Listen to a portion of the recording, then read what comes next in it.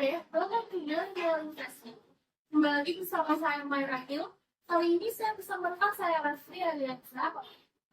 Yang akan kembali podcast pada sore hari ini.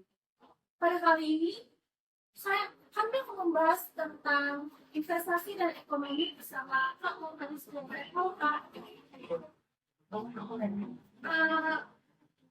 Pak Montanis dalam hari ini merupakan salah satu anggota kelompok studi pasar modal di Universitas Sriwijaya dan sekaligus narasumber pada semua orang. Beliau adalah sosok anak muda yang inspiratif untuk memahami tentang kehidupan mengenai investasi dan ekonomi dalam pasar modal. Beliau ini pernah meraih juara dua dalam Borneo Trading Competition 2022 yang diselenggarakan oleh KSPM UPI di Universitas Surabaya. Mana kabarnya? Yang kami ketahui, karena dulu merupakan kepala divisi edukasi KSPM di Unsri ya, Pak? Iya benar. Jangan paksa, terus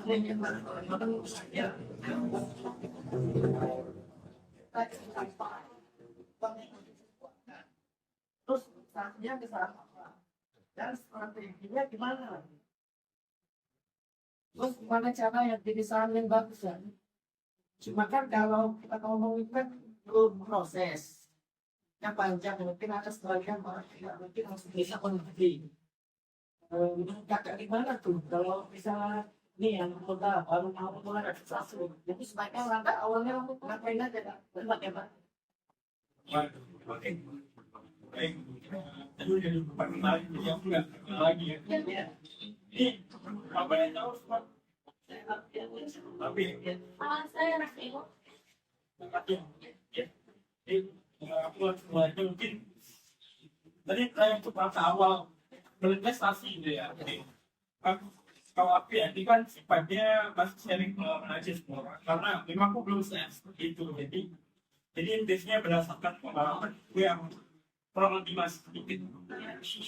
Ya, saat dulu ini aku mulai masuk masuk pasar modal ini tahun 2022.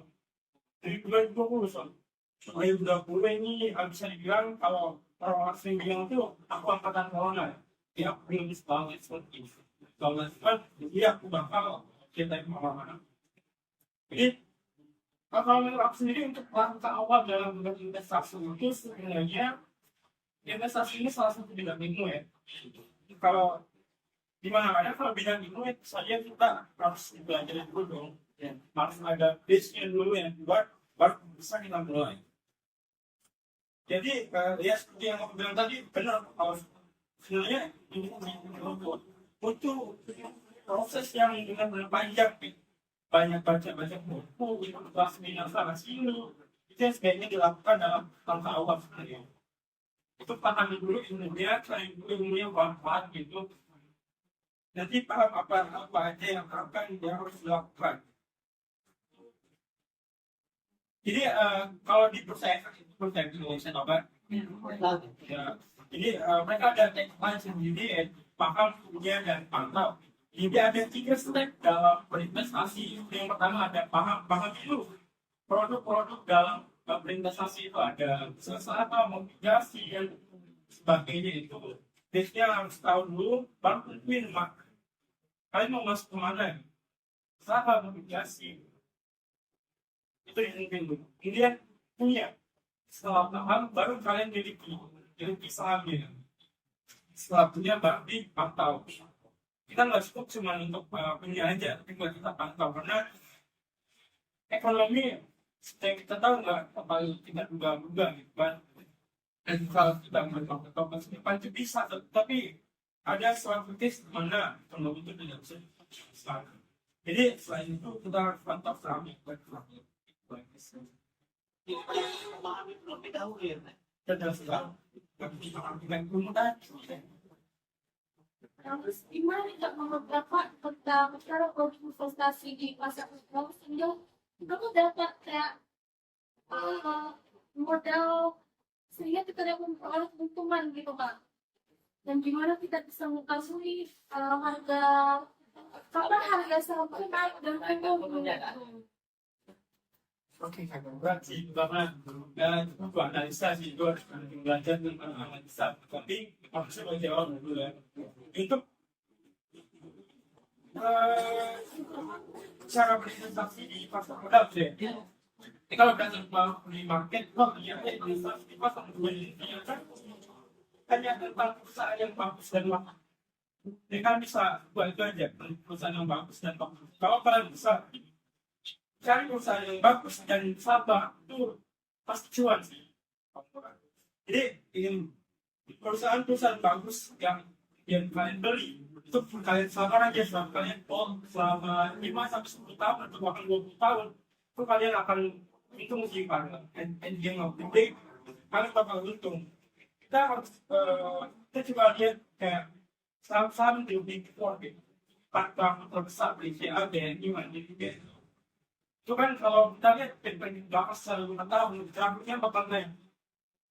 Maka dari itu kalau dan sudah investasi itu harus sabar dan perusahaan-perusahaan yang bagus. Kan di zaman sekarang kan lagi bangunnya banget ya, kayak Iwan Bono.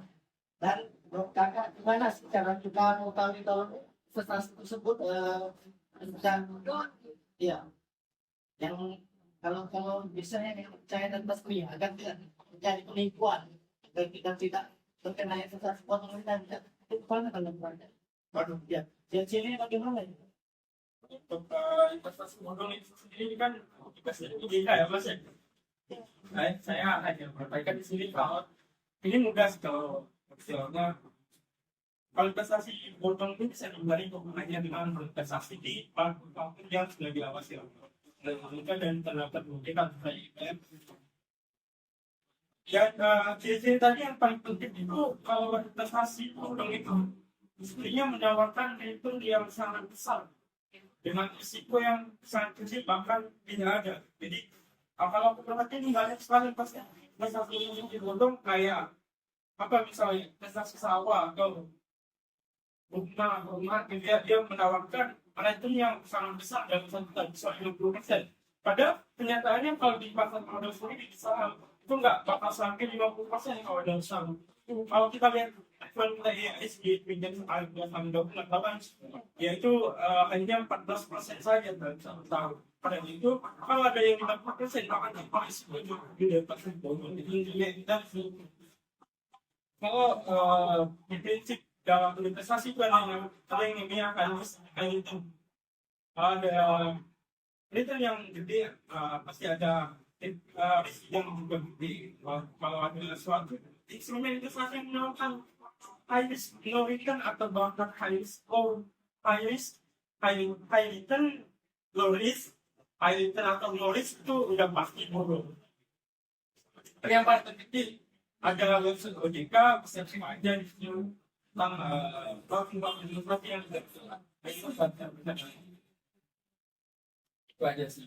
Kalau faktor-faktor yang kalau kita sendiri apa aja sih yang perlu dipertimbangkan saat kita memilih tempat atau sektor melakukan investasi gitu ya untuk kita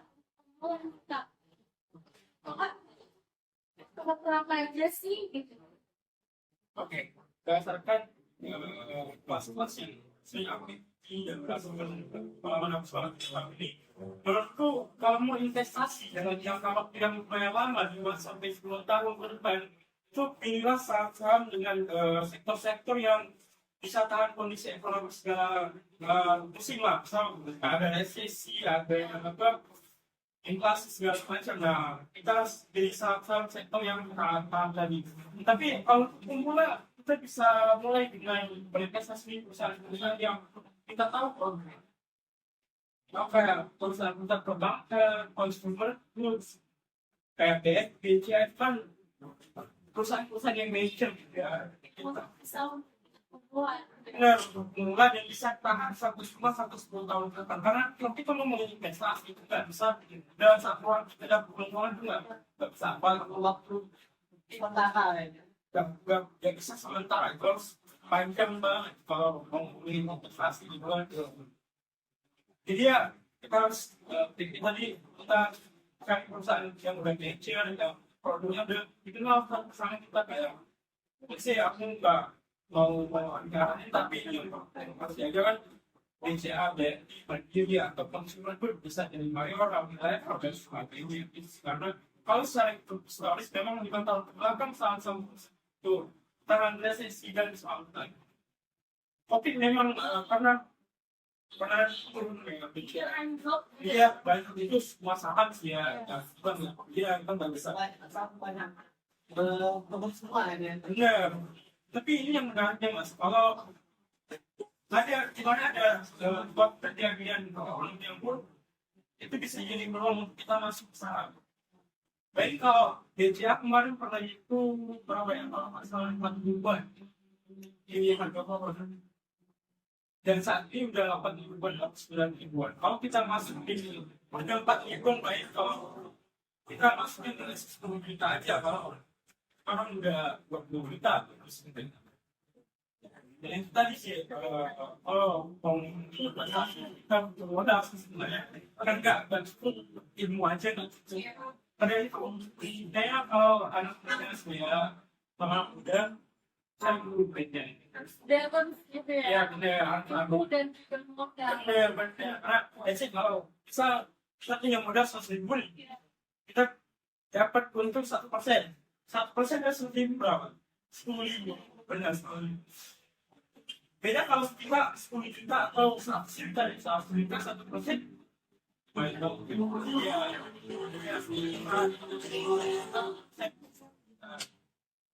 Pada itu kan begini.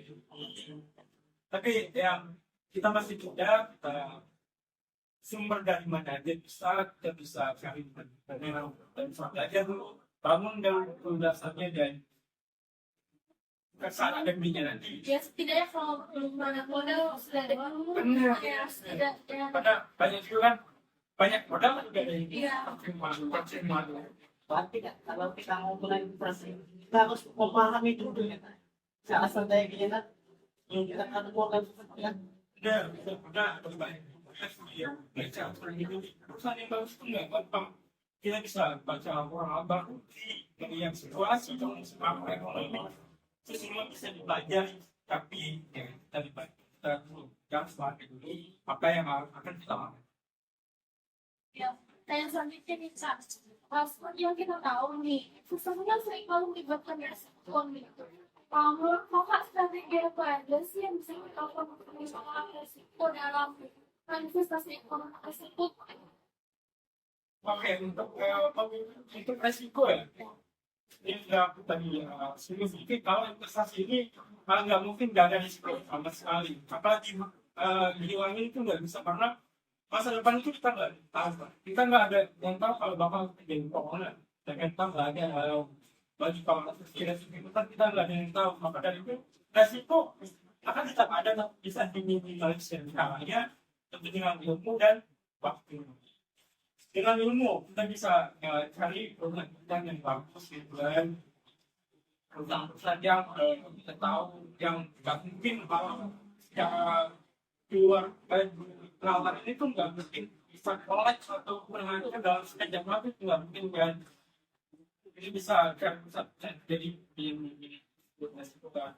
Ya bukan tadi waktu karena secara jelas tadi kalau sebenarnya investasi itu hanya soal waktu. Kalau kalian beli saham terus dijual di mas 10 tahun 20 tahun itu kayaknya bakal untuk untung deh. Apalagi perusahaan-perusahaan yang mungkin perusahaan yang bagus nih. Jadi ada satu ilmu nih yang mau coba belajar gitu. Boleh share? Iya, sebenarnya resiko bisa dibilaskan juga dengan yang namanya diversifikasi. Ya kalau teman-teman tahu bahwa Warren Buffett dia pernah ada quotes jangan masukkan seluruh telur ke dalam satu basket karena kalau satu basket keranjang karena kalau keranjangnya jatuh semua telurnya pecah makanya pisahin telur keranjang lain maka kalau keranjangnya jatuh satu ya masih ada yang lain benar jadi itu juga di saham jangan taruh semua duit kalian di suatu saham ya yakin-yakinnya kalian pun jangan deh. Makanya orang daftar aja banyak dokumennya banyak. Bukan dari itu kalau untuk masih gantungan baru satu semua duit ke dalam suatu reservoir. Ya. Diklasifikasi waktu dan tiga itu untuk lisensi. Terus berkurang nih, itu masih banyak masyarakat yang tertipu sama investasi yang nggak jelas penggunaannya, alias investasi bodong gitu. Nah, apa tanggapan kakak nih mengenai investasi atau evolusi yang tidak menjaga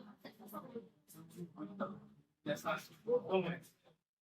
Kayak ini balik lagi ke sifat manusia. ya sih? Tinggi dan fair. Gua sifat manusia yang nggak bisa dibilangin tamak dan peramal. Masyarakat yang terlalu tamak dan tidak punya ilmu, pas sudah masuk organ apalagi melihat itu yang tadi aku bilang ada tahun paling nggak ngapa-ngapain dia 10 juta kalian taruh di suatu instrumen dan ngapa-ngapain dapat 5 juta. Ya, siapa yang nggak mau, aku nggak mau gitu kan. Semua juga mau. Iya benar, apa 100 juta taruh nggak ngapa-ngapain dapat 50 juta itu kan ya siapa yang udah kalau nggak ada ilmu tapi sebenarnya itu bisa juga kalau dipasang modal tapi ada ilmunya semua kan bisa ada 50% yang dia itu negatif dan tapi kalau untuk masyarakat untuk boleh kita sebenarnya kita coba sifat dan manusia sendiri itu nggak bisa dibagi nggak bisa kita hindari dengan inovasi ilmu. Tidak, tidak. Apa saran yang dapat kakak berikan kepada pendengar kami yang ingin memulai atau memudahkan atau meminjam investasi mereka?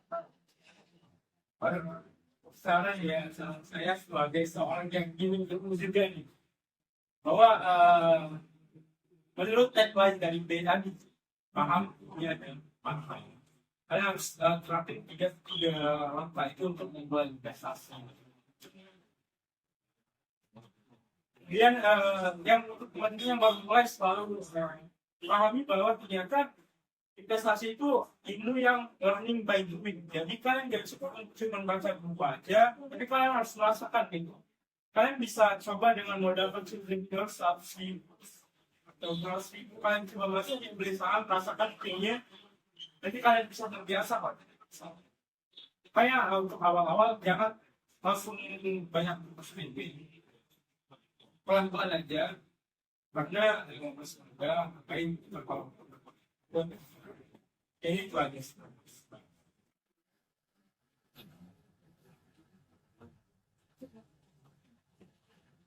Boleh ceritain nggak sih kak pengalaman kakak tentang Investasi. dan ekonomi?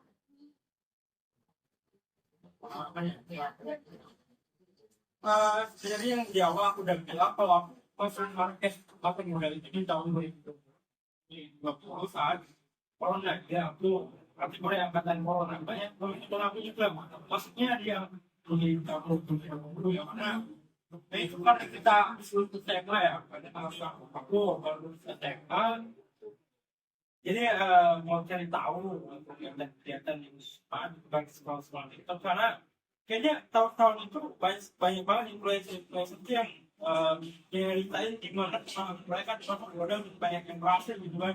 Tapi banyak juga influencer yang cuma jual ludah nih. Banyak yang mereka ternyata cuma doang dia ada foto gitu kan. Ini aku masuk di tahun itu dimana pasar saat itu lumayan crash ya karena corona ya. 2020 masuk 2021 juga masih agak crash tapi 2021 aja kan semua satu gitu ya bangkit dan lumayan dan cuan tapi awal-awal besok aku banyak banget banget sih karena aku mulai dengan modal yang lumayan gede dan aku nggak ada ilmu jadi banyak banget kualitas yang dia bener karena modalnya kan aja sebenarnya banyak influencer yang juga ada juga teman-teman juga banyak yang di dana gede juga dan banyak yang udah untung. Jadi aku juga merasa modal dan hasilnya lumayan. Tapi ya tahun 2021 akhir dimana ekonomi udah mulai baik karena pemerintah banyak itu alhamdulillah banyak juga cuannya. Jadi lagi informasi. Mungkin udah banyak juga tahu ilmunya gitu ya Pak. Iya, karena awalnya kan aku sponsor TikTok dan lihat ya biasanya nawarin terus banyak followers juga aku ikutin sendirinya. Ya gitu satu akhir sih adalah inflasi kalau benar mau pakai. Tapi dulu kalau aku bukan melakukan investasi dulu udah jam berapa tapi aku lebih cerdas itu sangat berbeda karena dalam jangka waktu tahun ini yang pendek kalau investasi jangka panjang. Kalau mau diceritain kalau secara trading dan panjang banget intinya itu ya ada jangka waktu yang terlalu ini pengen banget dan kalau investasi jangka panjang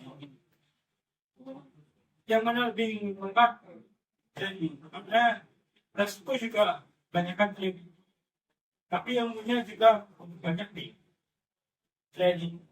Jadi Atau pengalaman kakak yang ikut berdewan oh ya itu kalau di dunia pasar modal kita banyak sekali lomba gitu. Kalau di KSPM komunitas di pasar modal ini dibawa langsung dari Bursa Efek, Bursa Efek membentuk suatu komunitas di kampus-kampus yang namanya komunitas di pasar modal. Kalau sekarang juga ada ya, win, posisi banyak pasti ada. Nah, tiap tahun mereka biasanya ngadain sebuah lomba, ada lomba trading, lomba poster dan banyak-banyak lagi itu. Aku ikut yang trading. Nah itu di 2022 ya. Ya itu aku udah lumayan pilih, banyak pilih lombanya dan alhamdulillah. Tapi aku sedikit ini juga banyak lomba tapi kurang mampu. Tapi ya enggak jalan. kembali ke topik boleh dari kak kita nanya-nanya lagi bagaimana sih Kak, menurut kakak ini perbedaan antara investasi jangka pendek dan jangka panjang? Dua jenis ini kan investasi yang mempengaruhi ekonomi gitu. Kakak gimana? Terpengaruh terhadap ekonomi kali ya, ya karena investasi jangka pendek yang penting tadi kalau kita ada jangka waktu juga kita bisa bedain tulis perilaku kita berdasarkan jangka waktu. Kalau yang jangka pendek kayak let's say kurang dari 1 tahun itu nggak bisa bilang investasi, bisa dan sebagainya. Karena kalau investasi di bawah 1 tahun kemungkinan untuk untung itu kecil banget dan itu gede banget. Makanya tadi dibilangnya trading bukan investasi. Kalau bedanya terpengaruh terhadap ekonomi, ya mungkin kalau trading kita benar-benar memanfaatkan momentum. Karena kalau kita melihat tahun-tahun kebelakang juga kalau 2022 tahunnya tahun komoditas kan bisa dibilang. Dimana harga saham komoditas itu naik. Jadi makanya kalau soal trading mereka melihat wah tahun ini saham komoditas naik. Ya mereka beli saham-saham kayak Barat, saham kayak sawit segala macam itu di 2022, 2023 ini saham-saham yang banyak lainnya itu mungkin saham-saham perbankan. Perbankan sekarang lainnya kan mungkin dari pemilu ya. Ya, dan saham-saham yang berhubungan dengan pemilu, saham-saham kalau kata buat saya sih aku pernah ikut seminarnya, saham-saham yang paling banyak nilainya nanti saham-saham yang jual baju. Jual baju, ya, di partai. Ya, produk partai, ya, di partai itu bakal naik di 2024. Dan bedanya dengan investasi jangka panjang, mereka kalau investasi jangka panjang mereka nggak melihat momentum ini kan, mereka cuma lihat perusahaan yang udah becer, mereka beli, mereka tahan sampai 10 tahun, 20 tahun mereka beli. Kalau mau melihat yang investasi jangka panjang itu kita lihat besar Warren Buffett, dia memulai investasi di usia 12 tahun. 12 tahun, dia kayanya baru di umur 60 tahun. Nah, kekayaan Warren Buffett itu didapatkan di usia 60 tahun. Ya, untuk S1 dan 12 tahun. Dan bahwa punya sumber panjang dan itu yang namanya Buffett. Iya, benar. Ya, kita bisa lihat bagaimana Warren Buffett bisa dapat apa yang dia dapatkan dari selingkuh. Nah, ya, kayak bisa dia yang belum. Ini juga tips untuk bagi teman-teman yang mau mulai terjun di dunia pertangkapan. Ternyata ada dua perilaku yang berbeda antara kalian dan strategi dan minggunya juga berbeda. Kita harus lebih dulu. Kita mau jadi trader atau mau bisa kedua-duanya. Kita bisa trading ya, trading dapat untung kita investasi. Itu banyak yang dilakukan oleh orang-orang tadi. Salah satu tipsnya Benar. Iya, benar itu tipsnya sih. Kalau kita punya subjek duit banyak, kan karena itu duit ya, kayak gitu. Bilang kalau 100.000, 1% kan cuma 10.000. Iya, kalau 100 juta, 10 juta. Iya, banyak betul. Itu kalau kita udah ada, kita bisa tanam duit. Jadi kalau kita punya banyak duit, ini nggak tadi trading, investasi. Benar. Juga salah satu tips yang bingung harus biasa. Jadi yang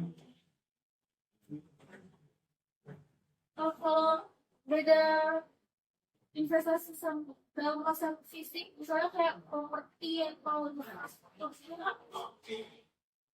investasi di keuangan ya, oke. Ya memang lah, investasi ini memang jadi sih ya investasi aset bis, aset real atau aset di kalau namanya itu non tangible kegiatan. Kita nggak lihat kan, kita punya saham nih, kita nggak tahu kan kalau dulu memang ada kertas saham ini.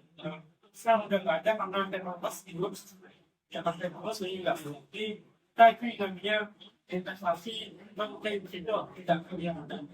Bedanya adalah kalau menurut yang saya baca dari likuiditas masih bagus. Maksudnya likuiditas masih ada kemampuan dalam masa itu untuk lingkungan. Kalau kita lihat sih investasi dana, kita belum jual dana buat usaha, kita mau lumayan kayak ya lumayan lama. Kalau investasi pasar modal keuangan kayak yang penting bank likuiditasnya lebih tinggi karena kalau kita punya saham kita mau jual sahamnya itu mudah banget karena dengan teknologi juga ya dan teknologi kita bisa kita bisa beli siang ini sore nanti kalau kita mau jual kita belinya pasti ada langsung bisa makanya dari likuiditas betul dan mungkin dari investasi di penting juga akan pasar keuangan. Tapi kayaknya kalau orang-orang tua gitu ya, apa kita gitu ya, mereka nggak ngerti. Ya mereka bahkan nggak ngerti ini suatu hal yang tabu gitu. Iya atau yang kenapa juga diingetin oleh bapakku.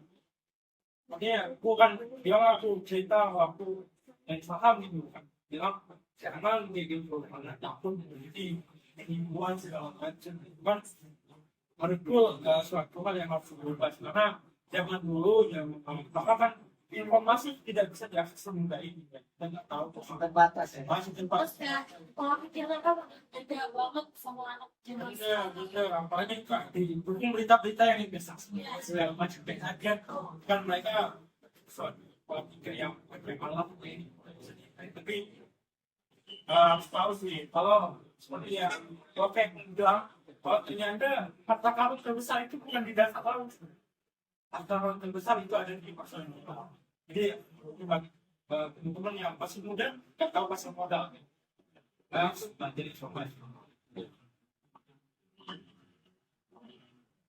kalau suku bunga ada investasi sama penting ya